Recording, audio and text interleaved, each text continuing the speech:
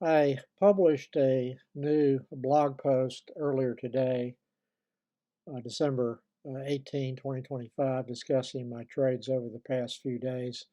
A link to my blog post, which I started to publish in October 2008, can be found in my profile page here at YouTube. I discussed the BLS November job and CPI reports in that post.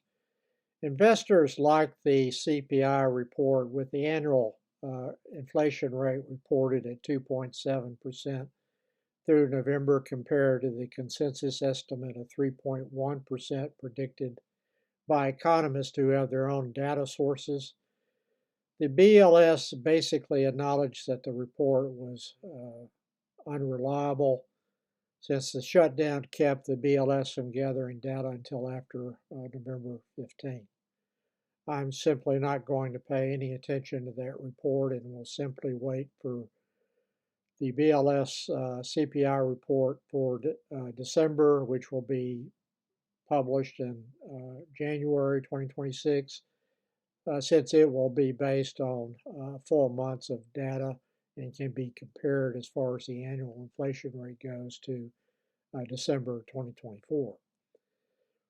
As I've discussed in the past, there is a significant downward pressure on CPI due to lower increases in owner's equivalent rent, which is weighted at close to 26% in CPI, and that is a fictional expense which assumes homeowners pay themselves rent, which does not happen. In a video published over a year ago discussing this topic, which I will link in the more section below, I noted that OER rose 7.9% for the 12 months ending in June 2023. So at its weighting, that would be a major contributor to inflation for that year, and had fallen to a 5.9% increase for the month ending in March 2024. And the November 2025 annual increase was reported today at 3.4%. For homeowners, the increase in home prices is not an expense. It's certainly not an expense that they pay, but an increase in equity, profit. Expenses that I have to pay are up a lot more than the BLS numbers show. Those include my 4 insurance policy premiums, health, car, home, and umbrella, and property taxes. Well, my property taxes are low. They did go up about 20% for this payment I just made today. My home insurance, car insurance, and umbrella insurance almost doubled in premium for the 2 years ending in July 2024. And that was without any claims at all, or any claims at all for decades.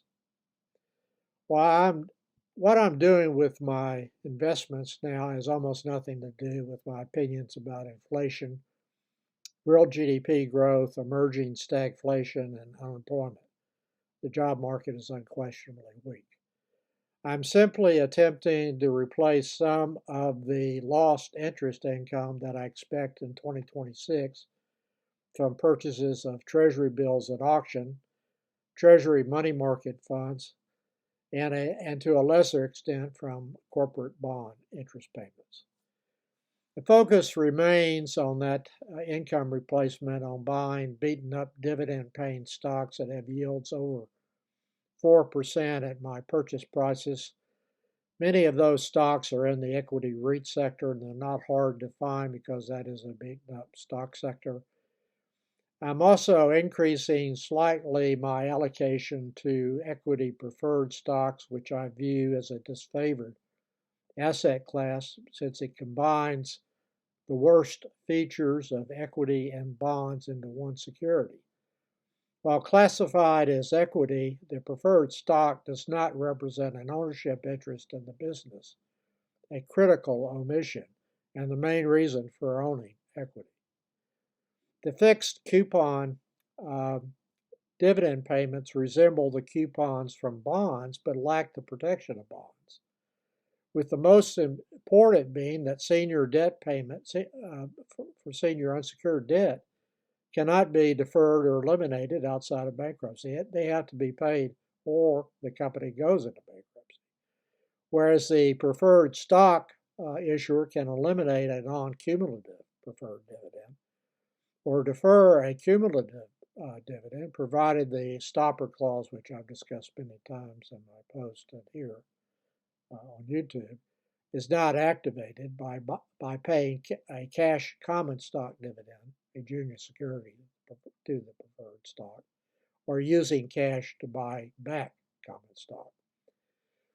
My main allocation in the preferred stock sector is to the Canadian reset equity preferred stocks that I buy on the Toronto Stock Exchange using my Canadian dollars.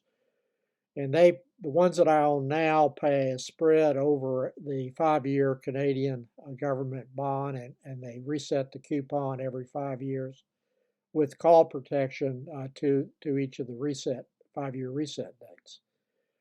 Canadian preferred stocks are, my profits are somewhere close to 27,000. I have snapshots of those gains in a post that I published on September 25 of 2009, I think, where I put my profit snapshots from both the U.S. and Canadian equity preferred floating rate stocks, preferred stocks, in that one post, and I just update it with anything that is new.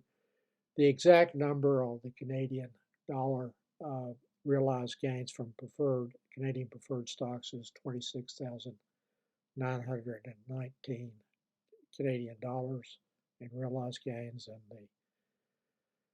the unrealized gains are somewhere over 10,000 CAD. For those who have read Trump's comment about the murder of Rob Reiner and his wife, there is nothing new that is revealed by that post about his character and mental condition. Some critics say he hit a new low in that post. It is an everyday low for him as far as I'm concerned. I have read hundreds of similar posts by him that even include his Thanksgiving, Christmas, and Easter messages.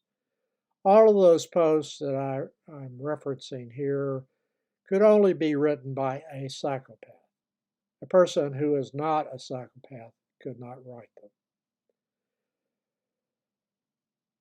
And his psychopathy is confirmed by publishing those kind of posts and not recognizing that there's anything morally wrong or even worthy of criticism in those posts. He is getting worse by the day, and the speech that he gave last night, while containing the usual tsunami of demonstrably false and misleading statements — Trump is the prime source of fake news in the world today — also indicated, to at least to me and to many others, an unstable mental condition.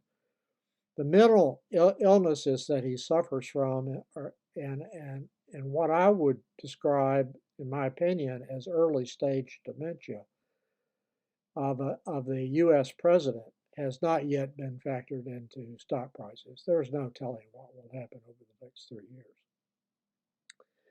I sent some baseball cards to be sold at eBay auctions. I just started with 3 of them. The grading of my vintage cards by SGC, one of the grading services, has been pretty tough. A card graded a 3 or 7 may look about the same when held about a foot from my eyes, and the centering is good on both the 3 and the 7 graded cards.